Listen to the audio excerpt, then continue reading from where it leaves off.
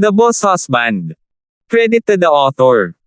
778 hanggang 784. Ang mga pangalan po na nandito ay galing sa mga name generator. Kaya kung meron man pagkakatulad sa mga pangalan ng totoong tao o lugar, ito ay tunay na hindi sinasadya. Ang kwentong ito ay rated SPJ. Striktong patnubay sa mga walang jowa. Ito ay bawal din sa bata at matatandang walang asawa. Naningkit ang mga mata ni Hilda. Nagulat siya sa kanyang katapatan.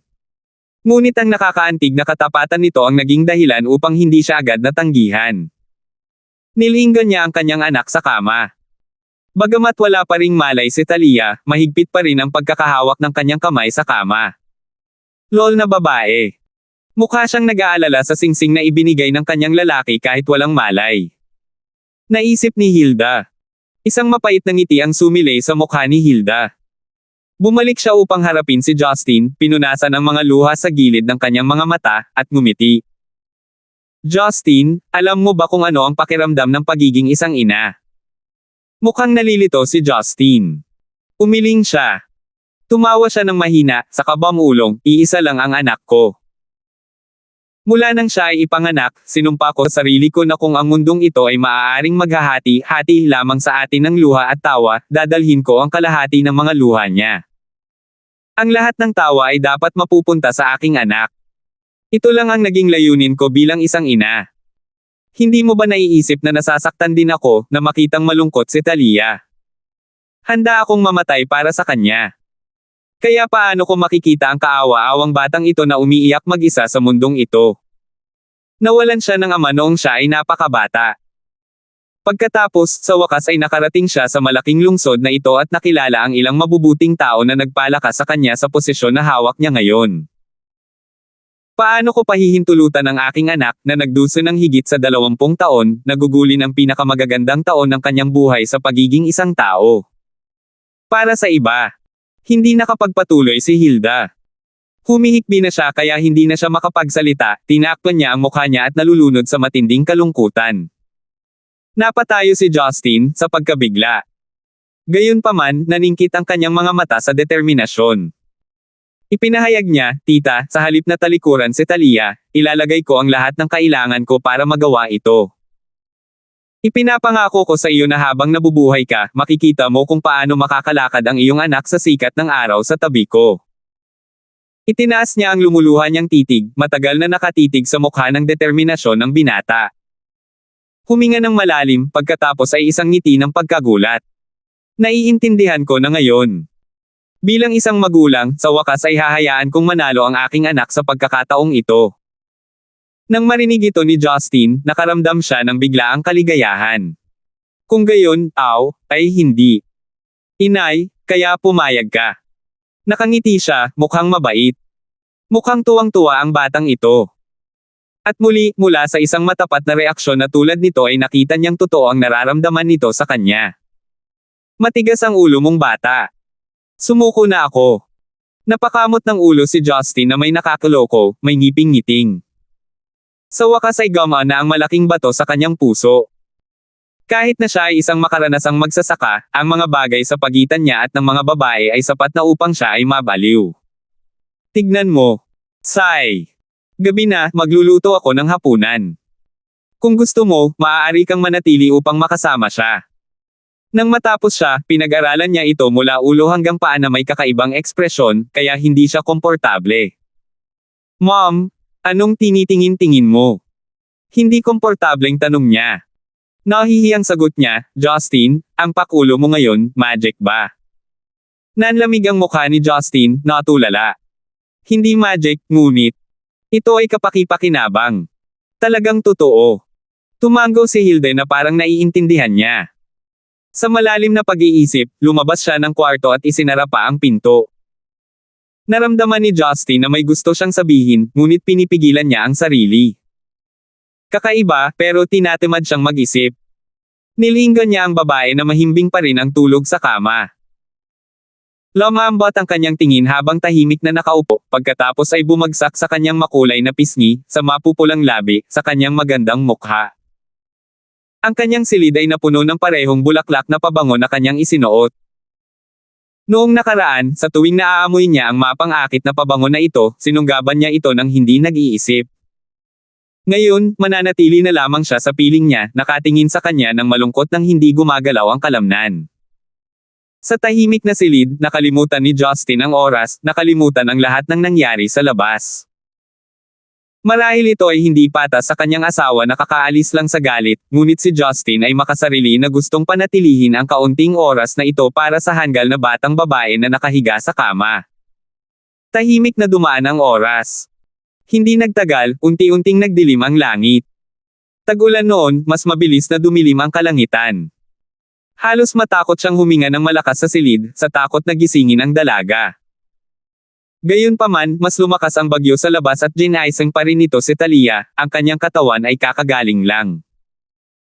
Ang kanyang mga mata ay nanginginig ng tamad, tulad ng dalawang malinis na bukal na lumilikha ng mga alon sa dilim. Gising ka na. Mas gumaan ang pakiramdam mo. Malumanay niyang tanong. Tinitigan ni Talia ang lalaking nakaupo sa tabi ng kanyang kama na parang naghihinala. Itinaas niya ang kanyang braso upang kuskusin ang kanyang mga mata, pagkatapos ay sa wakas ay naniniwala na siya ay talagang tumitingin sa kanyang mahal. Bakit ka nasa kwarto ko? Tanong niya, natulala. Bumantong hininga siya, dahil may nilalamig sa ulan. Sinubukan ni Talia na alahanin, pagkatapos ay naunawaan. Ngumiti siya at ay nalalayan ang sarili. Habang nagpapabigat siya sa kanyang braso, bigla siyang nakaramdam ng matigas na bagay sa kanyang kanang palad. Nagulat ito, at pagkatapos ay ibinukan niya ang kanyang kamao. Matingkad pa rin ang pink diamond ring gaya ng dati. Sa simpleng kwartong ito, tila liwanag ng bituin. Matagal niyang tinitigan ang malaking brilyante, pilyong inilabas ang dila. Hindi napigilan ang kanyang pananabik, sinabi niya, huwag mo akong pagtawanan, ngunit noong bata pa ako, nanaginip ako ng isang lalaki na nagbibigay sa akin ng isang malaking singsing na diamante. Kaya tuwang-tuwa ako. Ngumiti siya at nagtanong, ibig sabihin, ang sinumang magbibigay sa iyo ng singsing ay matutulog sa iyo. Namula ang mukha niya, nakatingin sa ibaba ng walang salita. Inabot niya para kurutin ang baba niya. Walang dapat ikahiya. Tayong dalawa lang ang nandito, mag-asawa na tayo. Hindi kami iyon. Inilibot niya ang kanyang mga mata, pagkatapos ay parang may naalala, iniangat niya ang kanyang ulo upang sabihin, tama, nanay ko. Pumayag si mama, direktang sagot niya. Ano? Sinabi ko na nagpasya siyang hayaan akong alagaan ang kanyang makulit na kuting. Natutuwang sabi niya. Kuting. Tandang pananong. Sa wakas ay naintindihan na niya ang ibig nitong sabihin, saka nahihiya siyang kinagat ang labi. Gayunpaman, nalulula siya sa sobrang saya, muling namula ang kanyang mga mata. Ngumisi siya, ngumiti. Simple lang ang sinabi ko dahil natatakot akong umiyak ka. Tingnan mo. Napakaraming effort ang kailangan para ayusin ang katawan mo, para gamutin ang namamaga mong mga mata.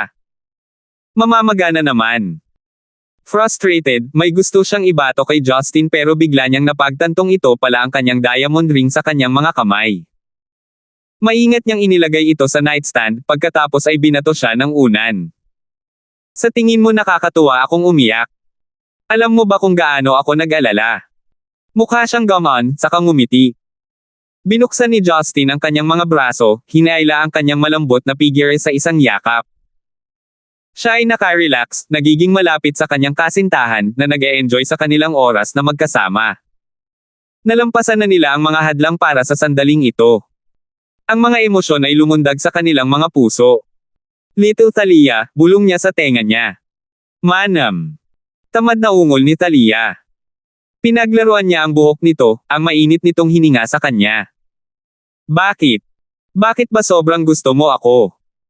I'd been so stupid, hurt you so many times pero hinintay mo pa rin ako sa ulan. Ganun na ba ako kagaling, yung taong nagpalungkot sa'yo? Manam.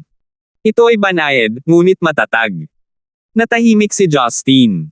Aling bahagi? Isang ngiti ang sumilay sa kanyang mukha, na nakasandal sa kanyang balikat.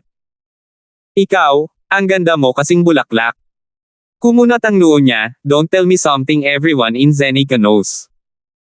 I want to hear something from your heart, I want you to be honest. She pouted, kumikinang sa kaloohan ang maganda niyang mga mata. Ano ang dapat kong sabihin? Ang kuting na ito ay pipi. Bakit hindi mo ako turuan? Sigh. Sige, tuturuan kita. Manam, nakikinig ako. Mahal kita. Napuno ng katahimikan ang silid sa sandaling ito. Ay, mahal din kita. Sa labas, lumakas muli ang ulan, napakalakas na para bang may tabing tubig na tumulo mula sa mga bubong. Bumagsak ang mga patak ng ulan sa mga piyanis sa labas, sumasabog sa mga kristal. 779. Nakaupo sa study area ng Nigel residence, si Gilmore ay nagbabasa ng ilang mga dokumento at pinipirmahan ang mga ito habang siya ay pumunta. May kumatok sa pinto. Pumasok ka. Itinabi ni Gilmore ang kanyang panulat at stationery bago humigop ng kanyang tasa ng tsaa. Isang lalaking nakasot ang nagbukas ng pinto. Yumuko siya, saka sumenya sa kung sino sa likod niya. Isang manipis na silhouette ang pumasok. Nakasuot siya ng malinis at simpleng damit. Hinawi ang buhok ng binata, at nilinis ang mukha. Nakapamulse siya sa pag-aaral. Nigel, Premier Nigel. Nanginginig ang boses ni Cripple. Maingat niyang ibinaba ang kanyang ulo, hindi sapat ang katapangan para tumangala sa pinakamataas na ranggo sa lahat ng gobyerno ng Zeneca. Ibinaba ni Gilmore ang kanyang tasa ng tsaa. Tony Wen. Iyan ang pangalan mo, tama. Natigilan sandali si Piley, pagkatapos ay bumulong, oo. Nagpadala ako ng isang tao upang imbestigahan ang iyong background. Hindi ka nakapasok sa universidad dahil nalampasan mo ito ng isang punto.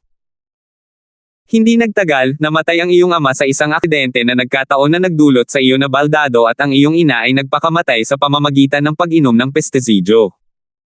Dahil wala kang ibang mapupuntahan, nagpalimos ka sa mga lansangan, dahan-dahan niyang sabi. Namula ang mga mata ni Tony. Lumunok siya at sinabing, tama ka, pero nakapasok na talaga ako sa universidad. Oh, talaga? Paano? Tumangala si Lumpo sa unang pagkakataon, ang kanyang mukha ay nagtataksil sa kanyang maitim na emosyon. Narinig ko ito mula sa aking guro. Sinabi niya sa akin ng palihim na ang isang puwang ay nagkataon na kailangang nakalaan para sa anak ng isa sa mga pinuno ng Ministeryo ng Edukasyon. Kaya naman pinababa nila ang aking grado. Kinailangan nilang sadyang maghanap ng marka na hindi dapat ibabawas. Ngunit sino ako para makipagkompetensya? Wala akong pera o kaya naman ay pinadalhan sila ng katiwalian. At iyon ang nais kong iulat ang mga bastos sa kanila ng kapangyarihan, aksidente ang tatay ko. Noon pa man mahirap ang aming pamilya. Ang nanay at tatay ko ay mga trabahador. Ang kanilang buhay ay ginugol sa pagtiyak na mayroon akong pagkakataon na wala sila. Noong una ay nakapasok ako sa Peking University para bumuti ang buhay para sa aking mga magulang. Ngunit dahil ako ay isang regular na estudyante lamang, ako ay dispensable sa mata ng mga makapangyarihan. Tumayo siya roon at iniluwa ang kanyang mga sama ng loob na nakabote ng napakatagal. Maging ang akmang lalaki sa tabi ng pinto ay nakaramdam ng lamig sa kanyang gulugod. Kumunat ang noo ni Gilmore. Tinatawag mong corrupt bastard ang isa sa mga tauhan ng gobyerno, sa harap ko mismo. Hindi ka ba natatakot na may gawin ako? Nagtakip ng ngipin si Tony. Premier Nigel, wala kang gagawin sa akin. Papatayin mo sana ako noong isang araw kung gusto mo. Manem. Alam kong may malaking sikreto ka, kaya't pinananatiling buhay kita, sagot ni Gilmore. Ngumisi si Tony. Premier Nigel, hindi ako masyadong matalino. Hindi ko kailanman maiintindihan ang mga bagay-bagay tulad ng ginagawa mo. Gayunpaman, sapat na ang katalinuhan ko para malaman mo na interesado ka sa sikretong itinatago ko. Kung gusto mo talagang malaman, sigurado akong may mga paraan ka para pilitin ito mula sa akin. Ang tanging dahilan kung bakit hindi mo gagawin iyon ay ang pag-aalala mo pa rin sa mga taon na kasama mo ang unang ginang. Nanliit ang mga mata ni Gilmore, malamig na nanlilisik. Gayun din. Lumunok si Tony, pagkatapos ay nagpatuloy sa pagsasalita ng may kaba, isa lang akong hamak na bug sa iyo. Hindi gaanong magagawa ang pagpatay sa akin. Mas kapaki-pakinabang ako sa iyo habang buhay. Marahang kinatok ni Gilmore ang kanyang mesa gamit ang kanyang kamay. Nagsimula na ang eksaminasyon sa pasukan sa kolehiyo. Huli ka na para dyan. Gayunpaman, hindi imposibleng makapasok ka sa Peking University. Maaari kang pumasok sa kondisyon na hindi mo kami ipapahiya. Nagningning ang mga mata ni Tony sa galit na saya. Bumagsak siya sa lupa, lumuhod. Salamat, Premier. Salamat, Premier. Hinding-hindi kita pababayaan. Magpapadala ako ng isang tao para magayos para sa pangangasiwa. Papasok ka bilang malayong kamag-anak ng aking asawa. Bago siya pumanaw, gusto niyang alagaan kita. Sa iba pa, sigurado akong matalino ka para mag-isip ng kung ano-ano, mahina ang sabi ni Gilmore. Masiglang tumango si Tony.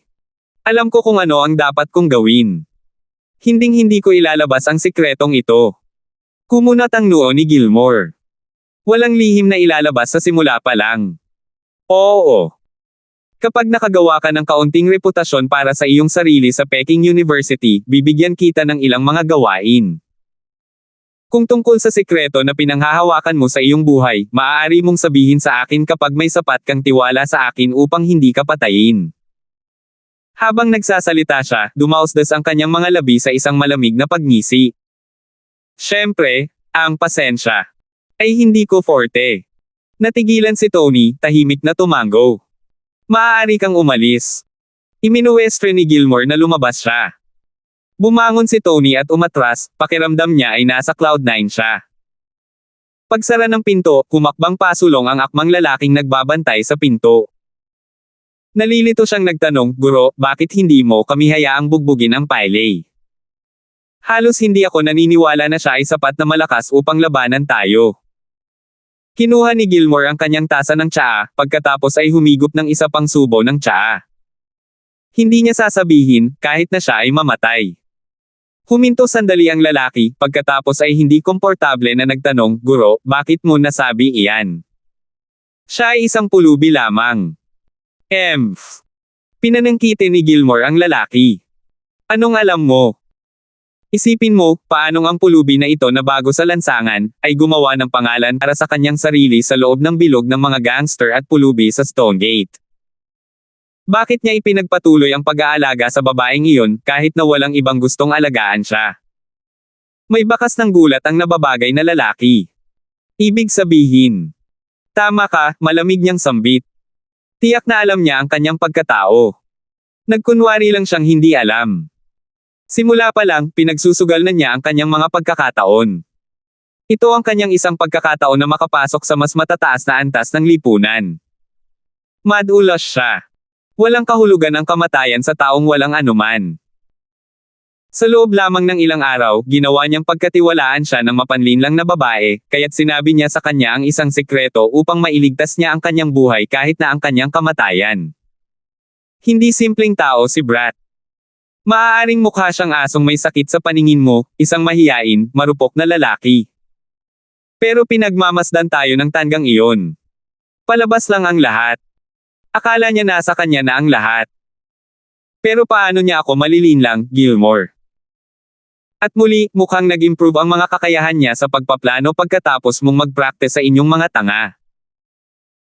Maaari mong bigyan ng isang tao ng lahat ng pagsasanay at suporta sa mundo ngunit gayunpaman, hindi sila magiging mga makabuluhang tao sa lipunan.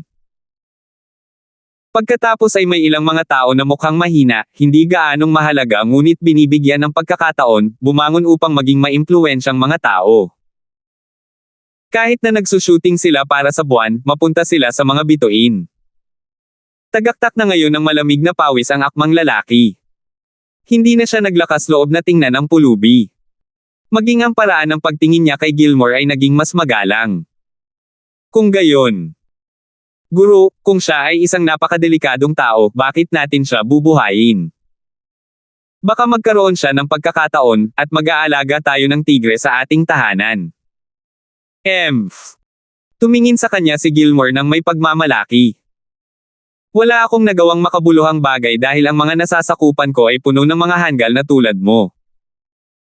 Ang pinakadakila sa mga hari ay walang karanasan na mga subordinate sa tabi niya. Gusto ko ng mga mahuhusay na henyo, tulad ng kung paano naging matapang si Liu Bei na gamitin si Zhu Zheliang bilang kanyang lihim na sandata. Lahat kayo ay mga brick na nagpatibay sa angkan ng Nigel. Hindi mo kailangang mag-alala. Tip ni Master, sina Liu Bei at Shay Jelly ang ay mulasa. Di ko din alam, wala akong load pang research, hihi. Ang pakikipaglaban sa isang tulad niya na handang mawala ang lahat ay makakasama lamang sa magkabilang panig. Kaya naman imbes na bugbugin siya para ilabas ang sikreto sa kanya, maaari naming gamitin ang kanyang katalinuhan at mga kakayahan sa pagpaplano para gawin ang aming utos. Kung tungkol sa lihim na itinatago niya, ang lahat ay mabubunyag sa tamang panahon. Tumango ang akmang lalaki, sang-ayon sa sinabi nito. Gayunpaman, mukhang nag-aalala pa rin siya tungkol sa mga hinaharap na prospect ng clan. Isang mahabang buntong hininga ang pinakawala ni Gilmore. Ikaw. Gawin mo lang ang dapat mong gawin. Ipaubaya sa akin ang pag-iisip. Sa tingin mo talaga ang angkan ng Nigel ay maaaring mamuno sa 4 na dominanteng angkan dahil lang ako, si Gilmore, ang premier? Huminto ang lalaki, nalilitong tumingin sa kanya. Gayunpaman, ang mga labi ni Gilmore ay pumulupot sa isang malalim na pagngisi at ang kanyang katawan ay nanlamig. Nakahiga si Talia sa mga bisig ni Justin at masayang natutulog sa kanyang silid. Hindi alam ni Justin kung dapat ba siyang umiyak o tumawa sa babaeng nakayakap sa kanya. Hinaplos niya ang magulo niyang buhok at tumayo. Nang makita niyang lumalakas pa rin ang bagyo sa labas, napabuntong hininga siya. Dapat niyang simulan ang paghahanda para sa hinaharap. Paglingon, malumanay na nagsalita si Justin sa nakangiting mukha sa pintuan. Bakit ka nakatayo sa pinto? Hindi ko na malayang nabuksan na pala ang pinto. Nakasandal dito ang isang babaeng naka-purple chiffon blouse at black sequin short skirt. Ang kanyang mapatla at mahahabang binti ay mukhang mas sensual sa anggulong ito. Bumulusok ang sulok ng kanyang sexing labi. Ang maselang shit ng mahabang buhok na nagpapamukha sa kanya na isang kaakit-akit na duwende sa madilim na liwanag. 780. Bakit mo ginagambala ang napakagandang eksena sa presensya ko? Malumanay na sabi ni Roslyn. Nag-init ang puso ni Justin. Siya ay mabait gaya ng dati. Tahimik siyang lumapit sa kanya at hinawakan ang malamig nitong kamay. Nakatayo doon si Roslyn sa nakatulala na katahimikan. Nang makita niyang dadalhin na siya ni Justin sa kanyang silid, bigla siyang natauhan. Namula ang maganda niyang mukha. Wala ka na bang ibang iniisip? Ang tagal na nating hindi nagkikita tapos ngayon nakahiga na tayo sa oras na magkita tayo. Ngumiti ng mapait si Justin. Pagtalikod niya, sinabi niya, "My darling Roslyn, you're overtaking. I have other matters to discuss." Napagtanto niya ang kanyang pagkakamali, nagpout siya habang nasusunog ang kanyang mukha. Nang makapasok sila sa kanyang silid, iginiya siya ni Justin sa kama. Inis kanya ang katawan niya. Amoy dugo ka. Nakapatay ka ba? Napawi ang ngiti ni Roslyn sa awkwardness. Akala ko hindi mo malalaman kung nag-shower muna ako. Ako ay isang dalubhasa sa mga bagay na tulad nito, sabi ni Justin. Pinisil niya ang ilong niya. Hindi mo rin kailangang ipaliwanag ang sarili mo. Basta okay ka lang, wala akong pakialam kung sino ang napatay mo sa underworld. Nag-init ang mga mata niya. Marahan siyang sumandal sa balikat ng lalaki. 2 leader talaga ng asosasyon iyon. Nagbebenta sila ng crystal meth na may ilang ahas mula sa Middle East sa likod ko. Binigyan ko sila ng pagkakataon ngunit tumanggi silang mag-ingat. Maaga kang lumabas, at huli kang nakabalik. Siguradong higit pa sa iilan ang napatay mo, nakangiting sabi niya. Nanlamig ang mga mata niya. Dahil kami ay kumikilos, kailangan naming puksain sila mula sa mga ugat. Ang kanilang mga pangunahing miyembro, mga subordinate, kabilang ang mga pamilya, hindi namin iniwan kahit isang tao na buhay. Marahang hinaplos ni Justin ang buhok ng babae. Dumampi ang mga daliri nito sa mukha niya at natagal saglit. Bakit kailangan mong gawin ito sa iyong sarili? Hindi mo ba mapaalis si Rowena? Siya. Malamig siyang tumawa. Sa palagay niya ay hindi ko alam ang kanilang mga kasunduan. Kung walang lihim na pag-aproba ni Rowena, hindi nila ito magiging handa. Rowena. Suwi pa rin siya gaya ng dati, maangin niyang sabi. Manam. Sa kanyang malumanay at mapagmahal na mga haplos, masayang ipinikit ni Roslyn ang kanyang mga mata na para bang malapit na siyang makatulog. Nakikinig pa rin siya sa halos lahat ng oras. Kung kukuha ako ng papalit sa kanya, maaaring hindi nila gagawin ang kanilang trabaho tulad niya. Kahit sino ay matutokso sa kayamanan na higit sa kanilang pinakamaligaw na pangarap. Habang nagsasalita siya, inangat ni Roslyn ang kanyang ulo upang tingnan si Justin na may pagmamahal na paghanga. Alam kong natatakot siya sa iyo. Kahit gaano siya kate ko, hindi siya maglalakas loob na tawirin ka. Tumawa si Justin. Hayaan mo silang gawin ang lahat ng gusto nila. Hindi ko naman isinasapuso ang mga petty fight nila. May gusto akong kausapin sa iyo. Nagtataka siyang tumango. Nakikinig ako. Hindi araw-araw may kausap ka sa akin. Dapat makinig akong mabuti. Ikaw naughty little. Hinalikan ni Justin ang kanyang mukha, pagkatapos ay tame time na sinabi, Rose, naisip mo na ba? Kapag nagsasaya tayo, bakit hindi ka nabubuntis kahit na hindi tayo gumagamit ng proteksyon? Nagulat si Roslyn. Hindi niya inaasahan na magsisimula siya sa ganoong bagay. Namula siya, ngunit nagtanong din ng may pag-asa, bakit? Naisip mo na ba na may gagawin ako para maiwasan ito? Napangiti siya. Tumango siya, nahihiya. Hulaan ko. Lahat kayo nagkakamali. Hindi naman sa ayaw ko, hindi ko kaya. Ngumiti ng mapait si Justin. Namutla si Roslyn na parang tinamaan ng balita, paano? Pero, malakas ka. Hindi ko sinasadya iyon. Napakamot ng ulo si Justin. Ang ibig kong sabihin ay sa sitwasyon natin ngayon, hindi ko hahayaang mabuntis ng sino man sa inyo ang aking anak. Litong-lito si Roslyn. Napakurap siya, hindi nakapagsalita. Marahan siyang bumantong hininga bago ipaliwanag ang sarili sa kanya. Nang marinig niya ang mga kakaibang parirala tulad ng Endless Resolve Restoration Scripture, Golden Core, Soul Forming, at Tribulation Passing, stages bilang karagdagan sa kanyang journey of cultivation, ang unang pagkabigla ni Roslyn ay naging di paniniwala, at sa wakas ay naging alalahanin na may bakas ng takot. Kung gayon, ano ang dapat nating gawin? Lalo ka lang nagiging malakas. Puno ng lungkot ang mga mata ni Roslyn. Galit na galit, sinabi niya, hindi ang bata ang magiging pinakamabigat na problema. Ang pinakamahalagang bagay ay ang problema natin sa pagtanda. Pagtanda. Tama iyan. Tumango si Justin. Bagaman hindi ko magagarantiya kung gaano katagal ako mabubuhay, magiging madali para sa akin na mabuhay ng hanggang ilang daang taon sa aking kasalukuyang paglilinang. Gayon din, ang aking katawan ay hindi tatanda sa paglipas ng panahon. Marahil pagkaraan ng ilang sandali, kung mapapabuti ko ang aking paglilinang, ang aking buhay ay maaaring humaba at mas mahaba. Nang marinig niya ito, umagos ang dugo sa mukha niya. Napailing siya sa gulat. Hindi. Ayoko niyan. Kung totoo iyan, pagkaraan ng ilang dekada ay magiging kasing bata ka pa rin ng dati at matanda na ako. Ano ang dapat kong gawin? Hinawakan niya ang mga balikat ng babae, umiling-iling. Huwag kang magpanik. Nasabi ko na sa'yo ang problema. Ibig sabihin may solusyon din ako. At tungkol sa feelings natin sa isa't isa, akala mo talaga hindi kita mamahalin kung tumanda ka.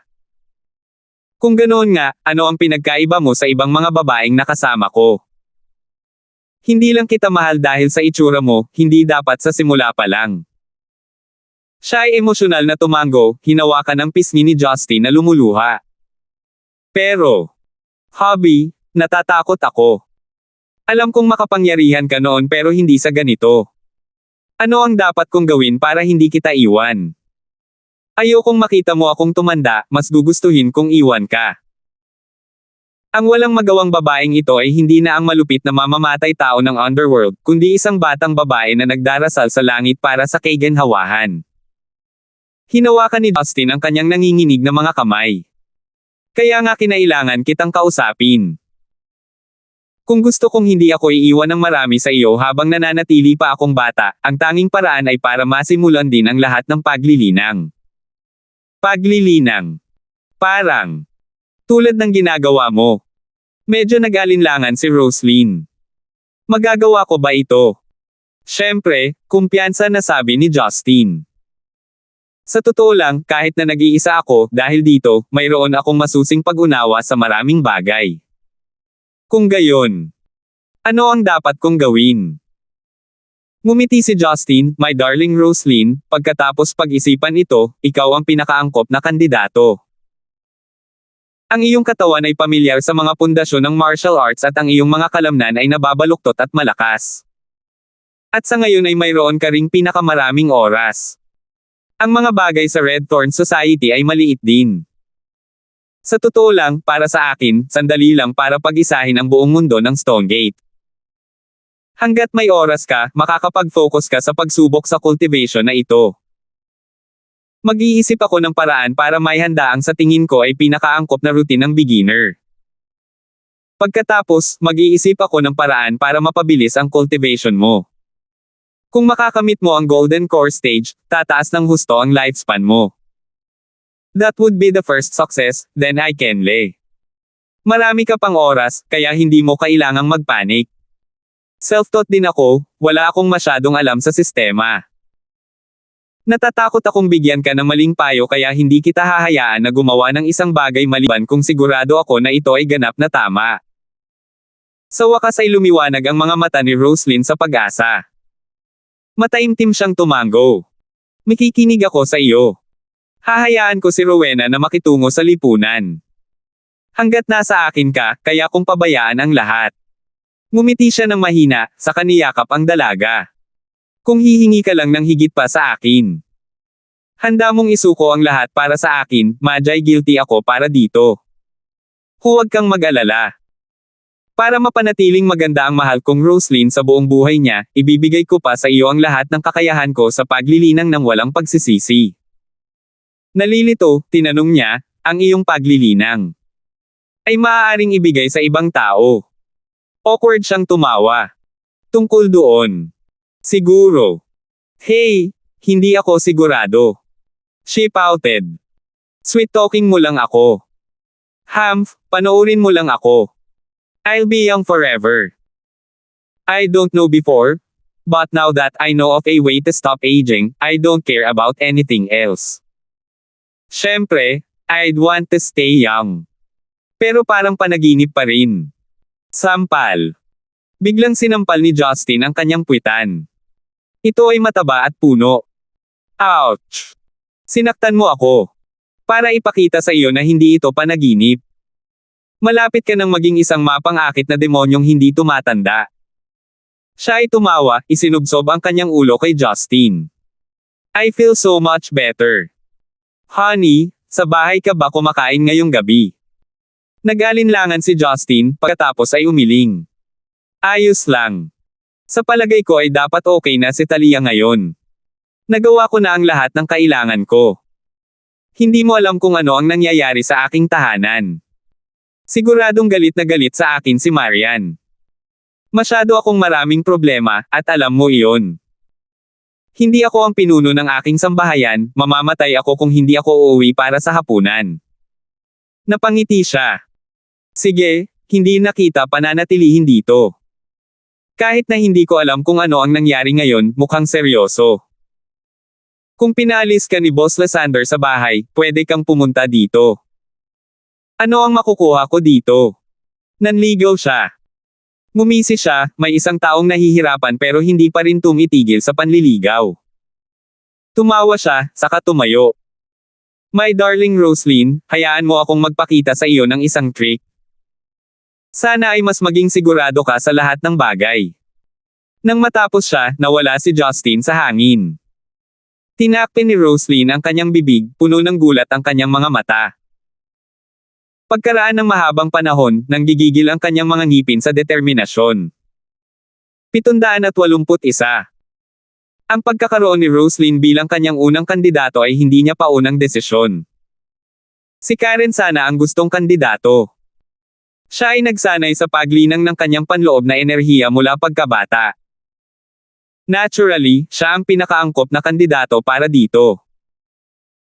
Gayunpaman, isinasaalang-alang din ni Justin na Karen ay nag-practice ng martial arts mula sa Dawson sect na mas nakatuon sa mga nakatagong armas at lakas ng babae. Kung ikukumpara sa Endless Resolve Restoration Scripture, pareho silang magkaiba sa panimula. Hindi magiging madaling gawain ang pagbabago sa kanyang mga batayan. Iba si Roslyn. Kahit na mayroon siyang pundasyon sa wushu, siya ay isang blanko na canvas sa mundo ng paglilinang. Bilang karagdagan, naisip ni Justin na ang kanyang mga kasanayan sa pagsusuri ay kasing husay ng Karen kaya ang pagtuturo sa paglilinang ng Roslyn ay maaaring magkaroon ng mas malaking pagkakataon na magtagumpay kahit na ang kanyang mga unang kakayahan ay mas mahina. Kapag bumuti na ang kanyang cultivation, hahayaan ni Justin ang iba pa niyang kababaihan na makapasok sa hindi pa natukoy na teritoryong ito. Hindi rin niya alam kung ilang oras na lang ang natitira sa buhay niya. Kung mananatili siyang ganito kabata habang tumatanda na ang kanyang mga babae, magiging malungkot siya. Gayun din, ang pagpili kay Roslyn na nakasama niya mula noong unang araw ay nagbigay sa kanya ng seguridad at mas malalim na katiyakan sa kanilang relasyon. Hindi nangahas si Justin na mag-teleport sa kanyang sala sa takot na magulantang sina Rebecca at Yuna. Sa halip, lumitaw siya sa kanyang silid bago bumaba. Napuno ng amoy ng masasarap na pagkain ang sala. Kahit na pagkatapos ng malaking kaguluhan noong araw na iyon, kinailangan ding umuwi ni Sheila. May pagsusulit pa ang bata bukas at sa makalawa. Masarap na pagkain ang kailangan niya pagkatapos ng mahabang araw ng pagsusulit. Isang alo ng awkwardness ang bumalot sa kanya nang makita niyang lumabas si Marian mula sa kusina. Si Sheila ay nanunood ng reality show sa sopa. Tila hindi alam ng bata ang nangyari ngayon. Siya ay tumingin relaxed. Bumalik ka na. Si Rebecca ay naglalakad palabas ng kusina nang makita niya si Justin. Isang natural na ngiti ang ibinigay niya. Sheila, oras na para sa hapunan. Tumayo si Sheila para patayin ang telebisyon. Tumakbo siya papunta sa hapagkainan, pagkatapos ay nagtanong ng may pagtataka nang makita niya si Justin. Kuya Yang, anong nangyari kaninang hapon? Hindi sinabi sa akin ni Marian. Napansin ni Justin ang malamig na tingin ni Marian sa kanya. Naunawaan niya, at sinabing, si Talia mula sa katabi ay hindi maganda ang pakiramdam.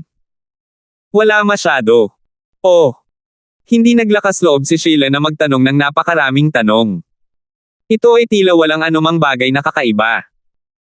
Nang matiyak ni Marian na walang sinabi si Justin na hindi niya dapat sabihin, bumalik siya sa kusina para maglabas ng maraming pagkain. Bumantong hininga siya ng pribado. Kung hindi dahil sa mga eksaminasyon ni Sheila, marahil ay hindi man lang magre-react si Marian sa kanya. Naupo ang buong pamilya para sa hapunan gaya ng dati. Bagamat lihim na kinakabahan ang lahat, ayaw nilang maapektuhan ang mood ng bata dahil sa kanyang mga pagsusulit. Nagkunwari ang lahat na parang walang nangyari. Nagkataon na lahat sila ay napakahusay sa pag-arte, kaya't natuloy ang hapunan ng mapayapa. Pagkatapos kumain, tinulungan ni Marian si Yuna sa mga pinggan habang tinanong ni Rebecca si Sheila tungkol sa kanyang mga pagsusulit. Medyo nabigla siya sa mga tanong at ang mga sagot niya ay nagpatawa kay Rebecca. Na-stress si Justin sa pag-iisip kung paano magpatuloy kay Marian. Naghintay siya hanggang matapos ni Marian ang kanyang mga gawain bago siya sundan sa itaas. Habang paakyat sila ng hagdan, tinawag siya ni Justin mula sa likuran. Marian, teka. Alam ni Marian na sinusundan siya ni Justin ngunit hindi siya lumingon. Napatigil lang siya nang tumawag siya. Alam kong hindi mo ako madaling mapapatawad kahit ano pa ang sabihin ko. Ayokong magsabi ng makakasakit din sa'yo. Kaya lang may hindi ko pa naibibigay sa'yo simula nang bumalik ako. Lumingon siya, malumanay ang ekspresyon niya at malamig ang mga mata. Walang bahid ng emosyon, sinabi niya, ano? Napangiti siya, nahiya, saka may inilabas na dilaw, patag, at pabilog mula sa kanyang bulsa. Isa itong lumang pocket watch na kinuha niya sa namatay na direktor ng FBI na si Robert. Lumapit siya kay Marian, pagkatapos ay itinaas ang anti-gong pocket watch sa harap ng mga mata ni Marian. Nagdala ako ng 2 regalo mula sa aking paglalakbay sa US. Noong una. Gusto ko ring ibigay sa iyo ang pink na brilyante na singsing, ngunit nag-alala ako kay Talia kaya ibinigay ko ito sa kanya. Pero itong pocket watch, ito ang dapat kong itago para sa iyo, nakangiting sabi niya. Pinaikit niya ang kanyang mga mata sa relo. Ito ay makapal at mabigat, tulad ng isang regular na anti-gong relo. Walang espesyal tungkol dito. Maliban sa kakayahang lumiko, hindi ito espesyal. Gumapang ang labi niya sa isang malamig na ngiti. Paano mo ako mabibigyan ng napakagandang regalo? Puno ng sarcasm ang tono niya. Awkward siyang sumagot, ito ay talagang magandang relo. Kinuha ko ito mula sa pinuno ng American FBI. Ang ulo. Kinuha. Tumawa siya, umiling. Sasabihin mo ba sa akin ang tungkol sa nangyari sa FBI kung ibibigay mo sa akin ang relo na ito?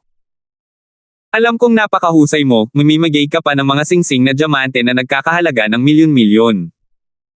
Paanong hindi ko ito magugustuhan? Nang matapos siya, kinuha ni Marian ang relo mula sa kanyang kamay at hinawakan ito sa kanyang palad. Tinatimad man lang siyang tumingin pero ngumisi. Maraming salamat, mahal kong asawa. Salamat sa Diyos binigyan mo ako ng relo ngunit hindi orasan. Tip ni Master. Ang pagbibigay ng orasan sa isang tao ay nangangahulugan ng pagnanais na mamatay sila sa kulturang Zen icon. Namumula ang mga mata niya nang matapos siyang magsalita. Kinagat niya ang kanyang labi, binigyan siya ng isang nakakamatay na titig, tumalikod para pumasok sa study at sinara ang pinto. Tumayo siya, walang imek. Malungkot na bumantong hininga si Justin, bumulong sa sarili, ito ay talagang magandang relo. Kakasara pa lang ni Marian ng pinto nang sumandal siya dito. Tumulo ang luha niya habang nakatingala. Nang makita niyang binigyan ng kanyang lalaki ang isa pang babae ng singsing na diamante noong hapong iyon, naramdaman pa niya ang pagnanais na mamatay. Naawa siya sa babaeng iyon. Nais niyang ang kanyang kababata ay makahanap din ng kaligayahan. Pero bakit kailangang iisang lalaki? Paulit-ulit niyang sinisisi ang sarili. Kung hindi lang sana siya sumuko sa lalaking ito. Pero mahilig magbiro ng ganyan ang langit. Gulong-gulo ang isip niya. Hindi niya alam kung nakaramdam siya ng sama ng loob, puot, o kung ano paman. Gusto niyang kagatin siya ng malakas kaya duguan siya. Naisip din ni Marian kung paano ang diborsyo ay isang pagpapalaya sa lahat ng ito. Pero kung pinili niyang hiwalayan, hindi ba't umamin na siya sa pagkatalo? Nanatalo siya sa ibang babae, na personal niyang inaabot sa kanila ang kanyang lalaki. Siguradong naghihintay sila sa pagdating ng araw na iyon. Para kutsain siya sa likod niya, sinasabing hindi niya kayang itago ang isang lalaki. Paano niya aaminin ang pagkatalo ng ganito? Agad niyang inalis ang iniisip niya. Kahit na kailanganin niyang sampain ang asungot na iyon sa natitirang bahagi ng kanyang buhay, hinding-hindi niya hahayaang tamasahin nito ang kanyang buhay ng mapayapa. Iyon ay kung paano niya inaliw ang sarili, ngunit wala siyang pusong gawin iyon. Habang hawak niya ang matigas na bagay sa kanyang kamay, ibinaba niya ang kanyang ulo. Pinagmasdan niya ang lumang pocket watch na regalo ng lalaki. Ang anti-gong pocket watch ay gawa sa metal. Mabigat at malamig. Biglang naramdaman ni Maria na ang relong ito ay parang puso niya ngayon. Nagtatrabaho ngunit malamig at mahirap. Tahimik, idiniin niya ang lumang pocket watch sa kanyang puso. Hindi alam ni Justin na ang isang pocket watch na ibinigay niya kay Marian ay magpapagulo sa kanyang isip ng ganito. Wala siyang maisip para mabilis na masira ang pader sa pagitan nila ngayon. Makakaasa lang siya sa magic na lunas, oras. Pagkatapos bumalik sa kanyang silid, naligo si Justin pagkatapos ay bumagsak sa kanyang kama. Nagsimula siyang mag-isip kung paano niya sisimulan ang paglilinang ni Roslyn. Si Thaddeus ang naghatid sa kanya sa mundo ng cultivation. Ang nag-iisang teknik na ginawa ni Justin ay ang Endless Resolve Restoration Scripture. Ang pamamaraan na ito ay napakahirap at hindi lahat ay magagawang makabisado ito. Kung isasagawa ito ni Roslyn, maaaring hindi man lang maging tangible ang kanyang mga resulta. Baka hindi rin niya maintindihan. Isa pa, nalinang na niya ang banal na kasulatan sa loob ng higit sa 10 taon, bukod pa sa nalantad siya sa banal na liwanag. Ito ay ang iba't ibang mga near-death experience na nakatulong sa kanya na makarating sa kung nasaan siya ngayon.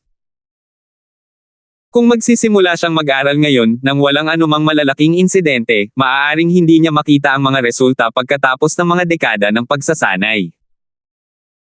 Iyon ang dahilan kung bakit naramdaman ni Justin na kailangan niyang mag-isip ng isang bagay na hindi karaniwan para makapasok si Roslyn sa yugto ng Golden Core sa lalong madaling panahon. Hanggat siya ay pumasok sa yugtong ito, ang kanyang habang buhay ay tataas ng husto. Lahat ng iba pa ay natural na mahuhulog sa lugar. Noong nakaraan, naisip niya na ang pag-abot sa yugto ng Golden Core ay isang napakataas na antas ng tagumpay. Sa ngayon, bagamat hindi siya sigurado kung anong antas na siya ngayon, hindi niya naisip na mahirap itong hadlang. Ang kailangan niya ay isang ligtas at angkop na paraan. Kung maaari ba siyang pumasok sa soul forming stage pagkatapos noon, ayon sa kung paano siya tinulungan ni Sonny Ang, wala siyang paraan para tulungan si Roslyn. Pagkatapos ng ilang pagsasaalang-alang, naramdaman ni Justin na dapat niyang tingnan ang iba pang mga klasikong panloob na enerhiya. Para sa isang taong makapagsasabi sa kanya kung ano ang gagawin, tila ang pinakaangkop na tao ay si Abbas Morgana na nasa Central City. Bagamat hindi siya masyadong masaya para makausap ang Abbas, wala siyang pagpipilian. Nakita niya ang numero ng telepono ni Morgana, pagkatapos ay pindutin ang tawag. 782. Hindi nagtagal ay sinagot ni Abbas Morgana ang tawag. Hindi na kailangang sabihin, nagulat siya sa tawag ni Justin.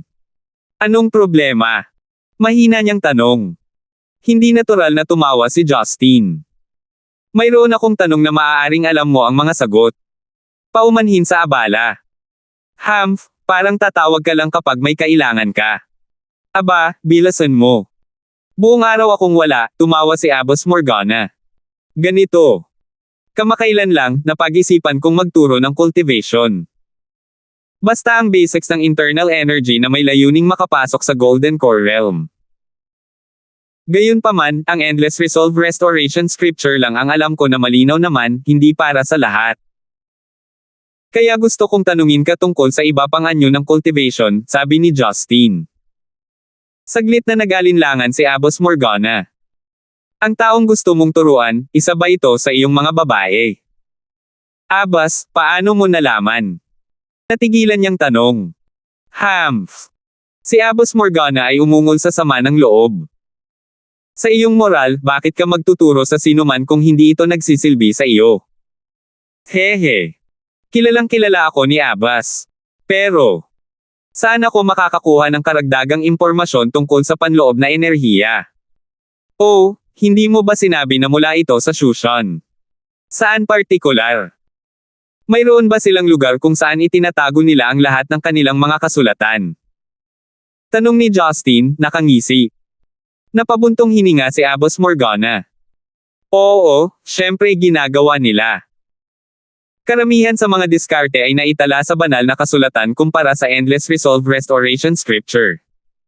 Gayunpaman, nitong mga nakaraang siglo, ang mga taga-Susan ay lumiliit at ang kanilang mga ninuno ay inilipat mula sa Mount Ma. Ang lugar kung saan nagsanay ako ng aking martial arts kasama ang senior brother ay hindi ang orihinal na lokasyon ng Huater sa panahon ng Bringing Shushanmi. Sapagkat ang paglilinang ay isang formalidad lamang. Natigilan si Justin. Parang ang Shushan ay isa lamang walang laman na shell. Si Thaddeus at Abbas Morgana na lang ang natitira. Abbas, nagbibiro ka ba?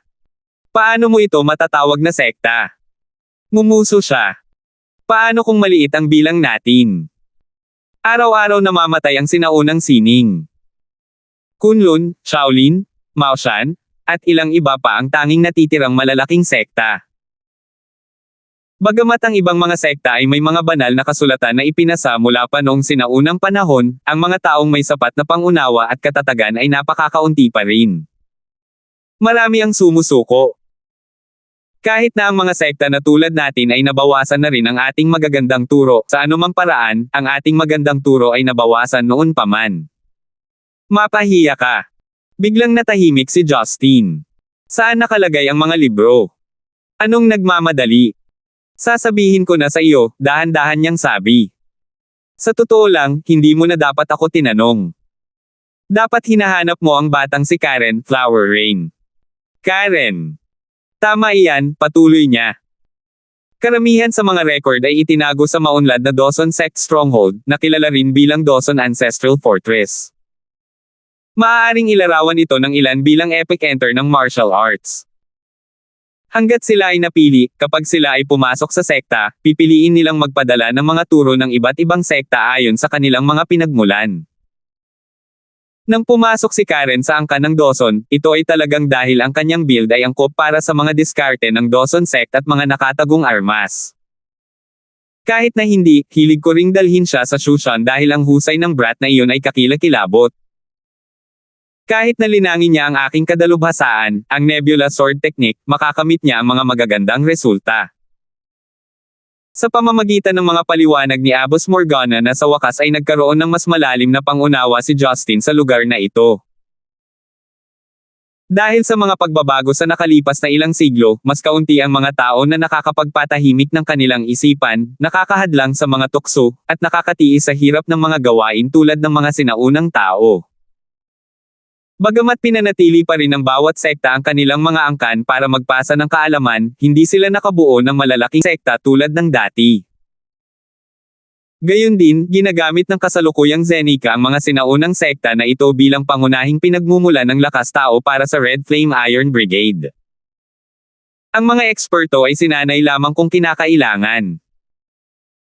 Ang gobyerno ng Zenica ay lihim na sumusuporta sa kanila sa pamamagitan ng pagpopondo at iba't ibang mga mapagkukunan, pati na rin ang pagpili ng mga bata na may mataas na talento na walang anumang problemang pinagmulan upang pumasok sa bawat sekta para sa paglilinang. Halimbawa, sina Karen at Lester ay mga natatanging talento mula sa grupo. Ang pakinabang nito ay ang bawat sekta ay wala ng anumang tunggalian. Lahat ay nagtrabaho upang matustusan ang bansa ng talento habang pinahintulutan ng bansa ang bawat sekta na magpatuloy sa pagpasa ng kanilang kaalaman.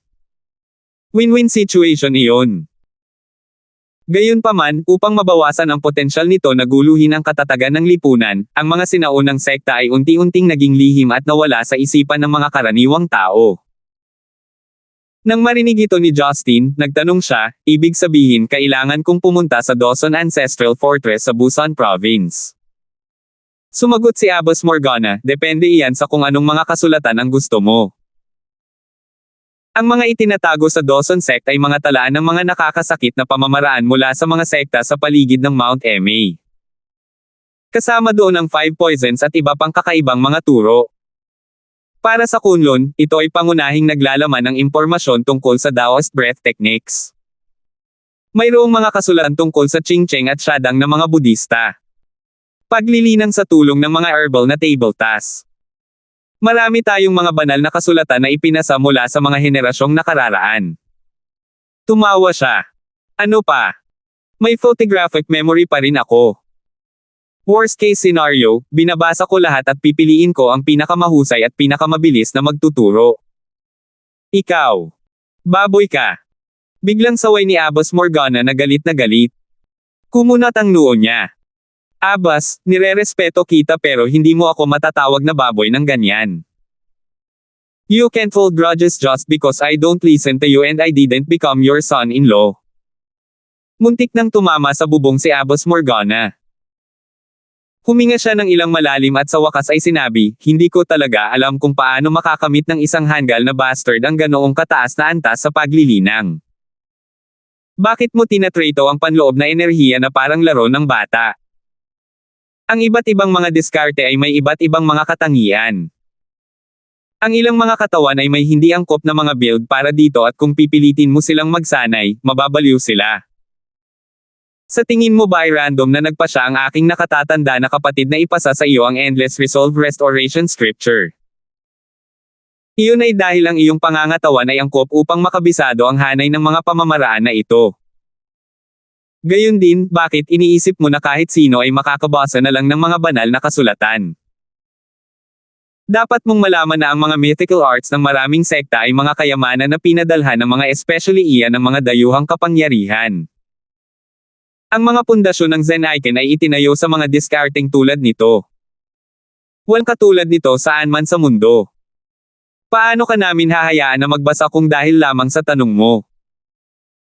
Kailangan mong dumaan sa maraming antas ng mga hamon bago tayo makapagpasya kung ikaw ay may halaga. Napabuntong hininga si Justin, pagkatapos ay bumulong, naiintindihan ko na ngayon. Mukhang kailangan kong madumihan ng kaunti ang aking mga kamay bago ako pumasok. Ikaw. Utak baboy. Ano ang iniisip mo ngayon? Nagpapanik ngayon si Abbas Morgana, sumisigaw sa telepono. Matamis na ngumiti si Justin. Anong ibig mong sabihin? Kung ipipilit mo ang iyong sarili, ano ang pagkakaiba nito sa pagnanakaw? Ang mga taong iyon ang mga haligi ng mundo ng paglilinang ng mga Zen icon. Kung sasaktan mo sila, katumbas ito ng pagtulong sa ating mga dayuhang kaaway na sirain ang Zenica mula sa loob. Kaya nga, para sa kaligtasan, gusto kong hanapin mo ang batang si Karen na iyon. Mahal na mahal siya ng kanyang amo na si Lourdes Dawson. Si Lourdes Dawson ay biolohikal na kapatid na babae ng Dawson Sect Master.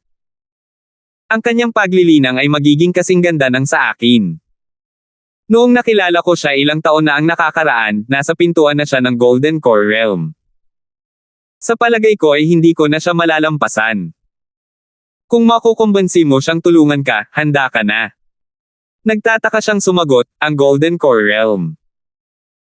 Abbas, naaalala ko ang isa sa mga miyembro ng Dragon Group na nagsabi sa akin na walang mga eksperto sa Golden Core Realm na humahantong sa hitsura ko. Pinalis ito ni Abbas Morgana. Ano ang alam mo?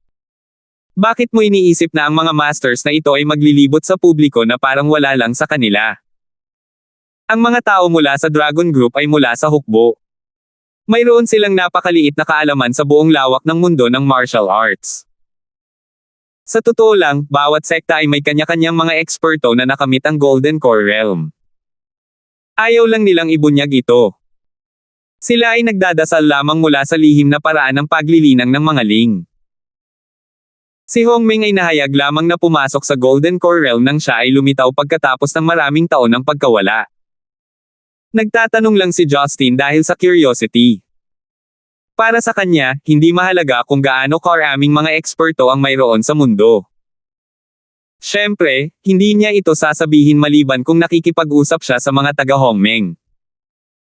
Ayaw niyang maakit muli ang mga makalangit na kapigatian. Ang unang hitsura ni Hongmeng ay nayanig sa kanya ng oras na iyon, at sino ang makakatiyak na walang mas makapangyarihan kaysa sa kanya. Ang pagtatago ng kanyang mga talento ay may pakinabang nito. Matapos makuha ang impormasyon, nagpasalamat si Justin kay Abbas Morgana at ibinaba ang tawag. Dahil sinabihan siya ni Abbas Morgana na dalhin si Karen, si Justin ay natuwa lang na sumunod. Ito ay maaaring magligtas sa kanya ng maraming problema at ang pagkakaroon ng dagdag na oras upang palalimin ang kanyang relasyon kay Karen ay magiging mabuti din. At ang puso ni Justin ay kumikiliti. Hindi pa niya natatapos ang negosyo niya sa magkapatid. Tatawagan na sana niya si Karen nang makatanggap siya ng mensahe. Ito ay ang kanyang kapatid na si Karina. Hinihila ako ni Travis papunta sa tequila bar. Hindi akma natanggihan ko siya sa harap ng mga kaibigan niya. 20 minutes andyan na ako, at baka malasing ako. Nang inig si Justin, nagngangalit ang kanyang mga ngipin. Gulong-gulo na siya sa pakikitungo kay Marian, bakit kailangang i-text siya ng babaeng ito ng ganitong oras? 783. Kailangang maghintay si Karen. Pinasadahan ni Justin ang kanyang sarili sa buong silid, kumuha ng isang pares ng t-shirt at shorts bago itinapon ang sarili sa balkonahe. Pinaharurot ni Justin ang kanyang sasakyan patungo sa Agave Club sa kanlurang dulo. Kilala ito sa pagiging mayayaman. Dahil pamilyar siya sa lugar, hindi niya kailangan ng GPS para mahanap ito. Si Travis ay isang taong maharlika. Ang isang lalaki sa kanyang katayuan ay natural na magiging mapili kung saan siya uminom. Ang mga neon na ilaw ay kumislap pataas at pababa sa kalye. Nagtungo sa mga lansangan ang mga babaeng nakasuot ng manipis na damit upang maghanap ng disenteng takbuhan para sa kanilang pera. Gayunpaman, si Justin ay ganap na hindi interesado sa malambot na mga binti o masigasig na dibdib na nakalantad para sa lahat upang matikman. Siya ay medyo abala sa kanyang mga layunin sa isip. Sa sandaling bumaba siya ng kotse, nagkataon na nakasalubong niya ang isang makintab at itim na Infiniti QX56 na papasok sa parking lot. Nang makilala ang lalaking nasa driver's seat, pumasok si Justin sa kanyang upuan at dahan-daang isinara ang pinto ng kotse sa kanyang harapan. Ang pinto ng pasahero ay binuksan mula sa loob, at bumaba si Karina. Nakasuot siya ng red fringed blouse na pinaresen ng gray cotton hot pants. Ito ay isang farsi mula sa kanyang regular na uniforme. Inendorso ng policewoman ang kanyang makinis at malambot na pares ng mga binti sa harapan at ipinarace ito sa kanyang masiglang poster. At nasa driver's seat si Travis sa isang striped shirt na ipinarace sa skinny jeans. Ang kanyang mapagmataas na ngiti ay tila ginawa para sa eksaktong okasyon na ito. Bumaba si Karina sa kotse at nagsimulang tumingin sa paligid para sa pagdating ni Justin, ngunit nang hindi niya ito makita, may bahid ng pagkabigo sa kanyang mga mata. Karina, sino ang hinihintay mo? Malamang napagod na ang mga alumni sa paghihintay ngayon, magalang na binanggit ni Travis. Oh! Pilit na ngumiti si Karina habang tumango bago siya isunod sa function hall. Ang mga dati niyang kasama sa Police Academy ay may mahalagang papel na ngayon sa gobyerno kaya naman sinubukan niya ang lahat na huwag ipagsapalaran na inisin sila. Nagsimula si Travis sa pamamagitan ng pag-abot upang hawakan ang kamay ni Karina, ngunit napigilan ang kanyang mga plano nang likas niyang inilagay ito malapit sa kanyang katawan. Nagkunwaring kamangmangan si Travis, ngunit kumislap ang kanyang mga mata sa pagkabigo. Alam niya, gayunpaman, na ang mga pagkakataong tulad nito ay makikita sa hinaharap.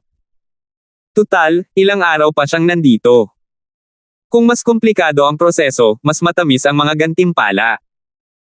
Gayunpaman, bago pa man siya makapunta sa pasukan ng bulwagan, nakaramdam siya ng kakaibang sakit sa kanyang ibabang tiyan. Bigla niyang naramdaman na kailangan niyang umihi ng masama. Natulala si Travis habang ang kanyang pantog ay tila lumalawak at pumipilit sa kanyang ibabang bahagi. Agad niyang itinigil ang kanyang mga yapak at natigilan, nag-aalangan na gumawa ng isa pang hakbang. Natatakot siyang baka bumigay ang kanyang pantog kung gagawin niya. Senior! Okay ka lang. Napuno ng kuryosidad si Karina nang lumingon siya sa awkwardly position na si Travis. Napahawak si Travis sa kanyang tiyan habang huminga siya ng ilang mahabang hininga, ang aking tiyan ay hindi maganda sa pakiramdam. Natarante si Karina. Kanina lang naging proud at charismatic siya. Gaano karaming sakit ang dapat niyang maranasan para magmukhang mapatla ito? Senior, okay ka lang. Gusto mo bang mamasyal sa banyo bago tayo pumasok? Tinitigan ni Karina ang naguguluhan na mukha ni Travis habang pinipigilan ang kanyang pagtawa. Masakit na nakasimangot si Travis habang sumagot, kung lilipat ako, magiging masama ang mga bagay.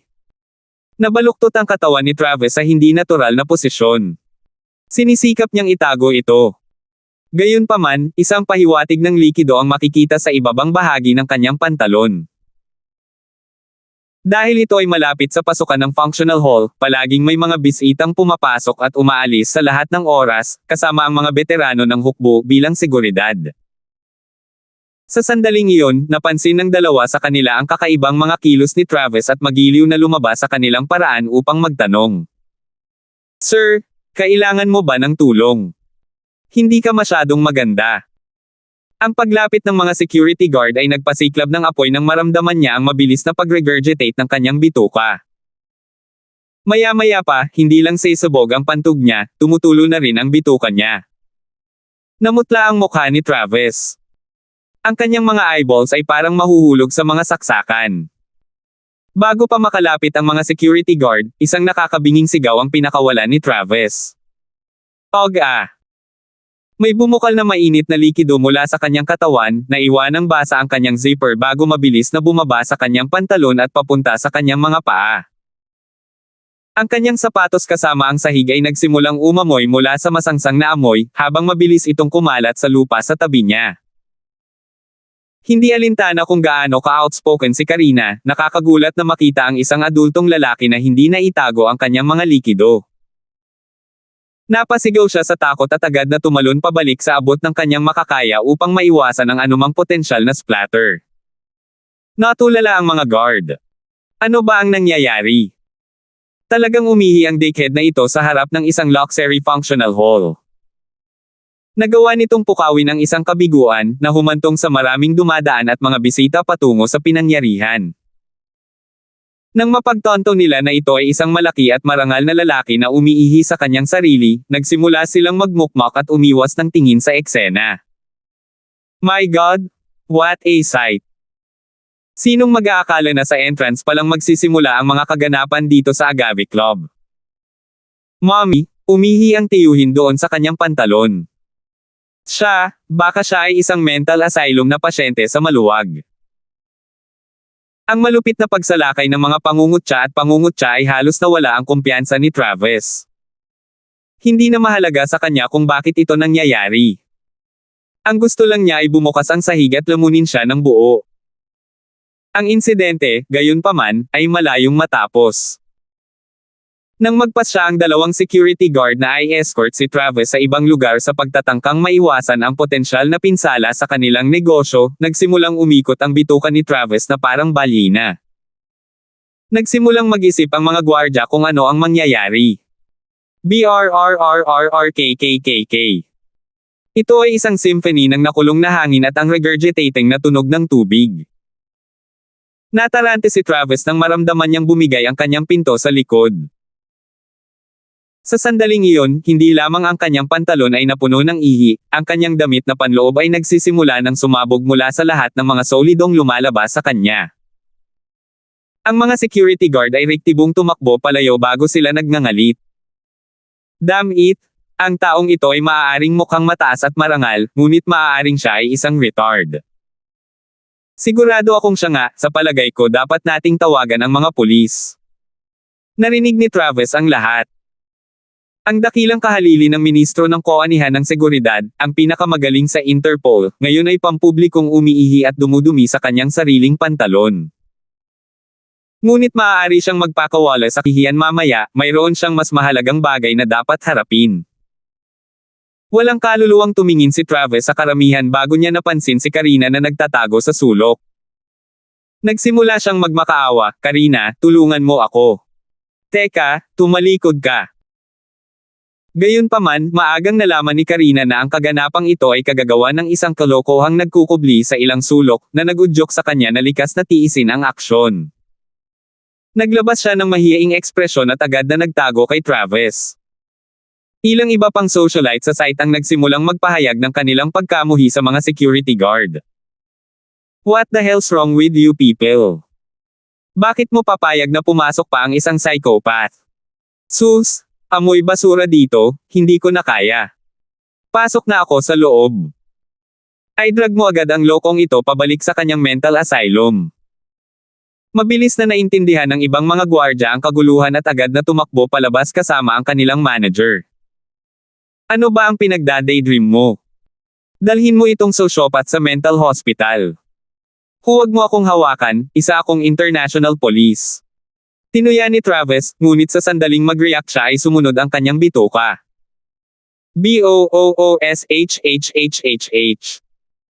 Pinatibay ng eksenang iyon ang kanilang persepsyon sa kanya bilang isang mental asylum patient. Interpol. Hahaha, what a retard. Sabay-sabay na nagtawanan ang mga tao. Nagdedebate ang mga security guard kung alin ang mas sulit, ang kanilang mga trabaho o ang kanilang katinoan. Sa huli, napagpasyahan nila na oras na para tuparin ang kanilang mga sweldo at kaladkarin siya palayo. Ngunit gayunpaman, ang pagtanggal kay Travis ay mas madaling sabihin kaysa gawin. Kung hindi, hindi siya ipapadalang mag-isa para magsagawa ng operasyon sa Zenica. Ang mga security guard ay maaaring mga veterano ng hukbo, ngunit kapag inilagay sa parehong larangan ng paglalaro bilang Travis, ilang simpleng galaw lang at sila ay naiwang nakahawak sa kanilang mga posisyon. Nasaksihan ng manager ang mga pangyayari at galit na galit sa kawalan ng kakayahan ng kanyang mga empleyado. Ito ay hindi lamang sumasalamin ng masama sa kumpanya, ngunit ito ay sumasalamin sa kanyang sariling imahe. Kung hindi mo kayang hawakan ang lokong ito, hindi ka dapat umaasa ng anumang sweldo para sa buwan. Nang nasa linya na ang kanilang mga financial lifeline, nagpa siya ang mga security guard na oras na para ihinto ang panggugulo at tapusin ito minsan at para sa lahat. Sisi, huwag mong isipin na makakalabas ka ng hindi nasaktan. Nakapaligid kay Travis ang kalahating dosenang makaranasang lalaki mula sa militar habang inihagis nila ang lahat ng mayroon sila. Sa kalaunan, nagawa nilang aipin siya at higpitin ang kanyang mga paggalaw. Sa sandaling iyon, ang lahat ng dumi sa loob ng pantalon ni Travis ay dumula sa kanyang damit na panloob dahil sa sobrang lakas. Kasabay ng isang sipa, ang dilaw kayumanggi, masangsang na amoy third ay bumaril sa langit. Ah! Narinig ang hysterical na sigaw ng isang babae, at hindi nakakagulat na ang mga dumi ni Travis ay tumama sa mukha ng babae. 784. Ito ay naging ganap na kaguluhan. Ito ay hindi gawa ng isang pasyenteng may sakit sa pag-iisip, ito ay gawa ng isang demonic sociopath. Ang insidente ay hindi pa naresolba dahil ang ilan pang mga tao na nakatayo ng medyo malapit ay naapektuhan din ng dumi. Kinilabutan ng mga security guard. Dumating ang mga high-profile na bisita mula sa buong bayan upang mag-relax at gumastos ng malaking pera dito. Sa isang gawang ito, halos itinapon nila sa basurahan ang kanilang reputasyon. Nang mapansin ng mas maraming dumaraan, maraming bisitang nagmula sa loob ng establishmento ang lumabas upang tingnan ang kaganapan. Kabilang doon ang mga kasama sa akademya nina Travis at Karina. Sa sandaling napagtanto nila kung sino ang tinatawag ng karamihan na isang psychopath, sila ay natigilan. Hindi ba Senior Welton iyon? Ano ang? Magpanggap na lang tayo na hindi natin siya kilala. Tiyak na nasa matinding stress si Senior Welton sa mga araw na ito. Siguro yun ang dahilan kung bakit ang kanyang kalusugan sa pag-iisip ay nasa nakakatakot na kalagayan. Let's sneak out bago pa niya tayo makita.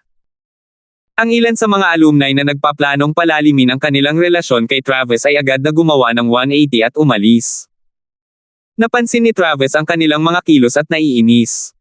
Ngunit ano ang magagawa niya? Sa ngayon, ang gusto lang niyang gawin ay makatakas sa eksena. Matapos ang isang mabangis na flying kick, hindi niya napigilan ang mga security guard. Nang hindi man lang pinapansin si Karina sa gitna ng karamihan, tumakbo siya papunta sa parking lot na ang tanging nasa isip ay tinatakasan ang eksena. Sa likuran niya ay isang galit na pulutong ng mga tumatangis na mga kababaihan at naiinis na mga lalaki kasama ang mga puwersang panseguridad na humahabol sa pagtugis. Nang makarating siya sa parking lot ay natulala na siya. Nasaan ang sasakyan? Tandang pananong. Isip niya. Ang napakarilag, makintab, itim na Infiniti SUV ay nandito lang kung saan siya pumarada kanina, ngayon ay wala na. Maaari lamang niyang ipagpalagay na may kinuha upang itaboy ito. Pero nasa kanya pa rin ang susi ng sasakyan. Iyon ang nagtulak sa kanya na likas na abutin ang kanyang mga susi sa kanyang bulsa na naiwan lamang sa pagkabigla. Ang mga bulsa ng kanyang maong ay hindi nagalaw ngunit ang kanyang mga susi ay nawawala. Napatulala si Travis. Walang paraan na naging matindi ang awayan para mahulog ang kanyang mga susi.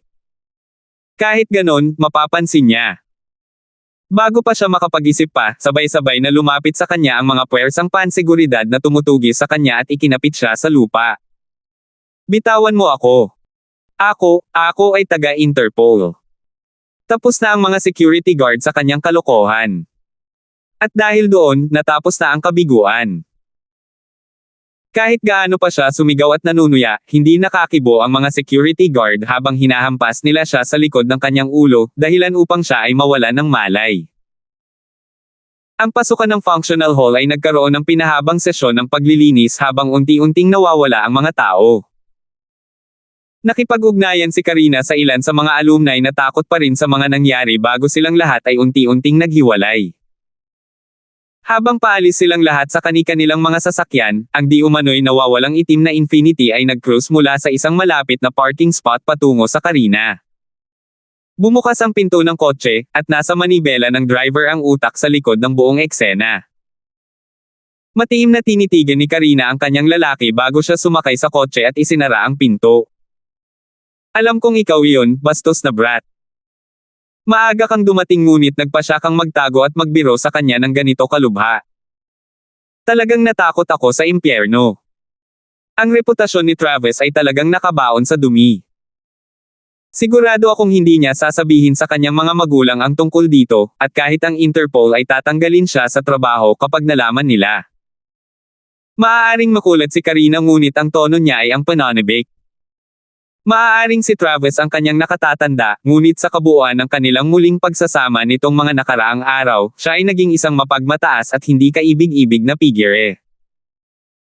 At saka, ang brat na iyon ay siguradong may malaking agwat sa lalaking pinili niya, at hindi iyon naging maganda para sa nakaraan.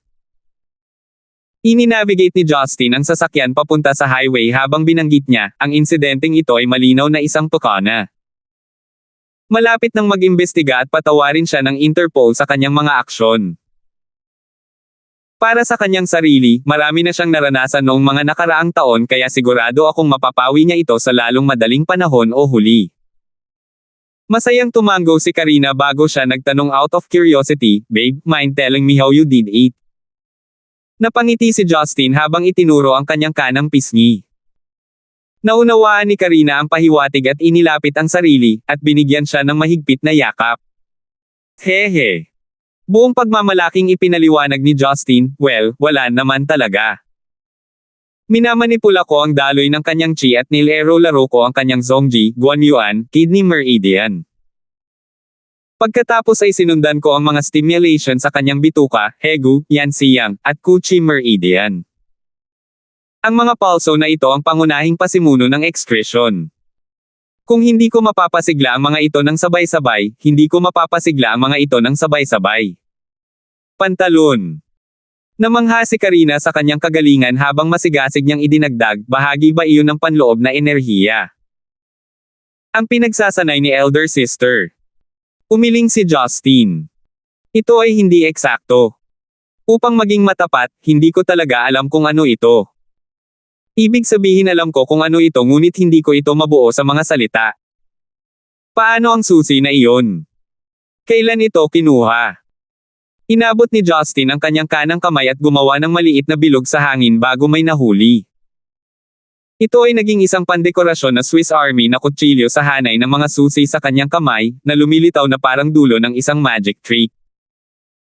Natarante si Karina habang hinahanap ang mga bulsa ng kanyang shorts. Ito. Ang susi ko. Paano mo nagawa? Nagkibit balikat si Justin habang sumagot, tulad ng sinabi ko, hindi ako sigurado, ngunit kahit papaano ay kaya ko. Nagpout si Karina. Kung ako ay kalahating kasing galing mo, hindi ko na kailangang mag-alala tungkol sa pag-aresto sa mga masasamang tao. Halos maiyak si Justin sa kakatawa. Aba babae.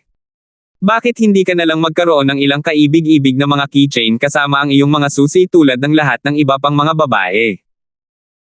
I mean ang Swiss Army knife ay ayos din, ngunit ang police gig ay isang problema.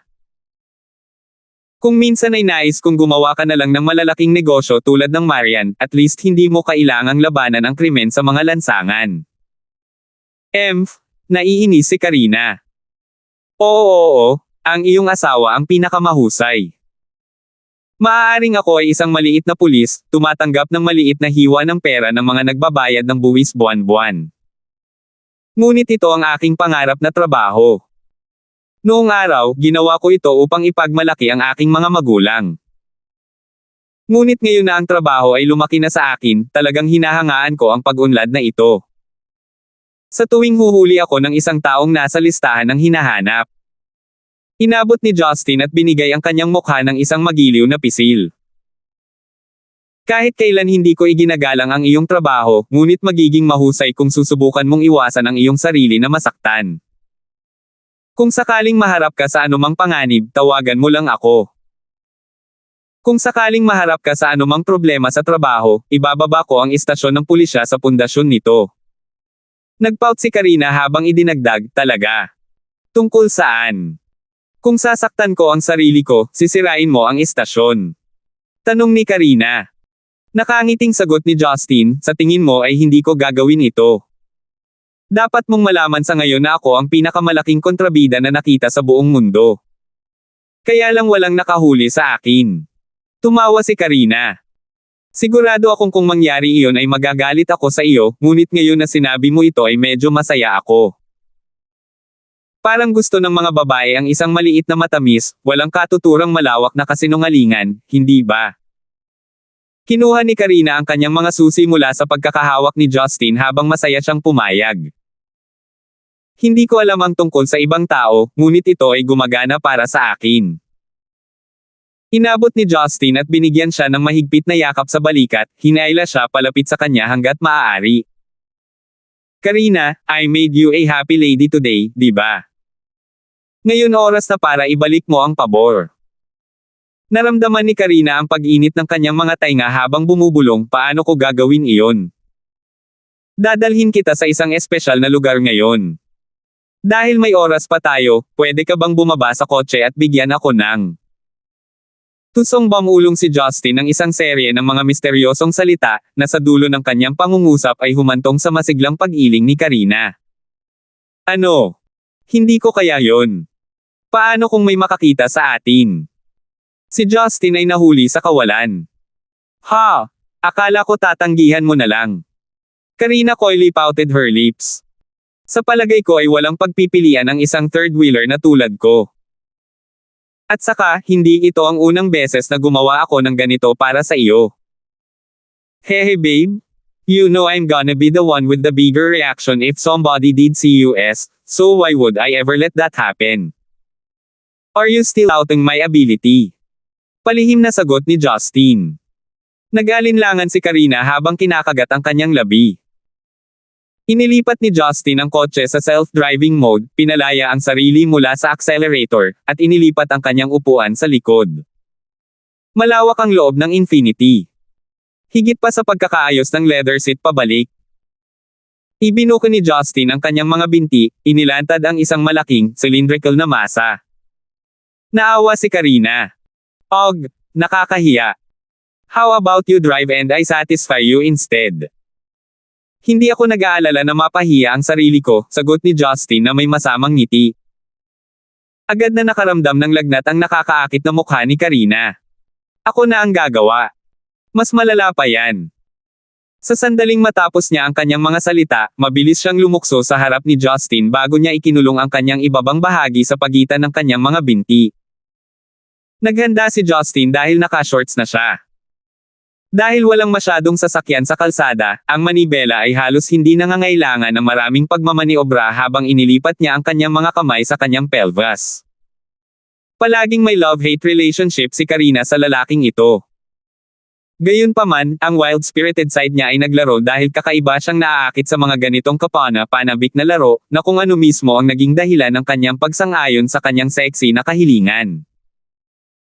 Sa sandaling iyon, ang natitira sa paningin ni Karina ay ang mapagmataas, matangkad na miyembro ni Justin. Naramdaman niya ang pag-init ng kanyang pisngi. Si Justin, na nakahubad sa leather seat, ay hinaplos ang mukha ng kanyang kasintahan. Karina, mayroon pa tayong humigit kumulang 25 minuto bago tayo dumating. Naniniwala ako na mabubusog mo ako bago iyon. Bamulong si Karina habang sinasaway, kung hindi kasing ganda ng sinasabi mo ang destinasyon natin, kakagatin ko ang bagay na ito. Sok. How can you be so coy yet so arrogant? Siguro kaya ako nahulog sayo. Anyways, time is being wasted as we speak. Bago siya makatapos, hinawakan ni Karina ang umuusok na malaking winner sa dilim at nilamon ito ng buo simula sa mapupulang cherry na labi niya. Habang iniiwan nila ang mga ilaw ng lungsod, lumipad ang itim na biyahe sa highway patungo sa malayong rehiyon ng Timog Silangang. Ngunit sino ang mag-aasam na ang aksyon sa loob ng kotse ay kapana-panabik? Salamat po at sinamahan ninyo ako, ingat lagi mga master.